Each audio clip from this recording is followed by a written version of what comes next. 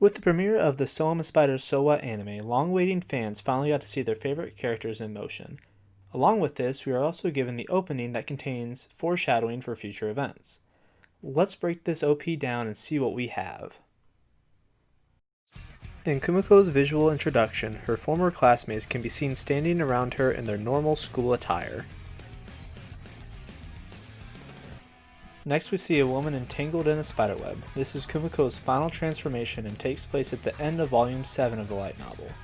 Continuing, this scene is shown to be a reflection in Dee's eye.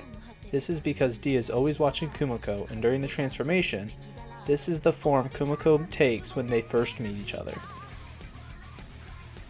Continuing, we see 4 adventurers killing spider monsters. This is in reference to the hero's party fighting the Nightmare of the Labyrinth. Then get a look at each layer of the labyrinth, and from the bottom stratum we see Ariel rising up. This is during the spiritual battle between Kumiko and Mother, and when Mother calls for backup. In between her appendages, Kumiko's journey to this point can be seen. Switching back to the side story, we see conflict between Hugo and Shun. This is from the difference in personality mixed with the effects of skills. Also, this scene with the broken glass reminds me of the JoJo's Bizarre Adventure Stardust Crusaders' second opening. Here we have black and white opposing each other. This is to show the dichotomy of the two characters. Besides their names, their ideals and goals oppose each other. Black's job is to keep natural balance and eliminate any anomalies.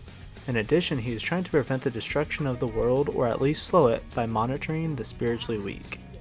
Despite these, he fears his superior D, causing him to stand back and watch as his goals and duties are ignored due to D's requests. This contrasts to White. White herself is a threat to natural balance as she goes against the nature of the spider monster and is willing to strategize and find a way to defeat foes significantly out of her league, thus causing Black to confront her on multiple occasions. Continuing, White does not care about the world as she states multiple times how cruel and terrible the world is. She does not mind if the world ends as long as she can pay the people who helped her back and leave the planet. Finally, White fears D as well, but she is willing to push the limits on what D will allow her to do. This next scene is my favorite part of the opening. Here we have Ariel holding the world in her mouth. This symbolizes her being the ruler of gluttony and her actions to achieve her goals. Her being the ruler of gluttony, she can eat anything and use that as energy. To achieve her goals, Ariel has to exterminate the elven race and defeat the humans in war to hopefully prevent the end of the world, this causing her and the demon race to rule the world. Continuing this scene, Ariel bites into the world, causing a gush of blood. This is to show that to achieve her goals there will be bloodshed, but despite this, she is willing to lose her subordinates and even her own life to accomplish her goals. Here there is a series of major battles that Kumiko will endure. Later in the opening, we are also shown one of her most important battles, her fight with the Earth Dragon Arava. In the next scene are 4 copies of Kumiko in different outfits. These are 4 of her magic parallel minds. These versions of her are used to subconsciously conjure magic during battles. Here we have Shun crying into a scarf. This scene is from when Shun gets informed that his brother, the hero, has been defeated, and that he now has to carry the torch as the new hero. The scarf was made of spider silk and was worn by his brother. Shun's tragedy is shifted to Ariel and her 10 army commanders and her secretary. Ariel then pulls on 3 threads of silk, transitioning to the next scene. Nearing the end, we see a snapshot of the classroom that the reincarnations were learning in. On the ceiling is a bright flash. This is the explosion that killed all the students. The opening ends with the title of the show in English. On the word spider, 8 legs can be seen attached to it. This then transitions to 3 quick frames. The first looks to be of the Nightmare of the Labyrinth.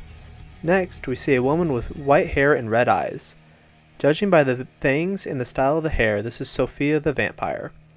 The final shot is of another woman with red eyes and white hair, but due to the long hair covering her face, this is White. To end the opening, we see Kumiko crawling across the Japanese title that has 8 legs, presumably on the word spider. That ends the appraisal of So I'm a Spider So What opening. What did you think? Was there anything I missed or didn't elaborate enough on? Let me know in the comment section. Thank you to everyone watching, and please leave a like and subscribe. Hope to see everyone again next time. Thank you. Vocal percussion, my path to be a gangster. On the mic, Jotaro, stand where I bend bars. Greatest superfly, you can tell, cause I stand tall. Finna hit a grand slam. Purple haze or a brick snick, I'm feeling venomous. Music feeling good, yeah, passions to be selling this. Muda kid, fuck you and your relatives. Cards only, bitch, I'm part of my intelligence. Judo, yeah, pose, yeah. Enemies froze when I steal the show. Said Judo, yeah, pose, yeah. Flow so cold, make you wipe your nose. Said Judo, yeah, pose, yeah. Enemies froze when I steal the show. Said Judo, yeah, pose, yeah. Flow so cold.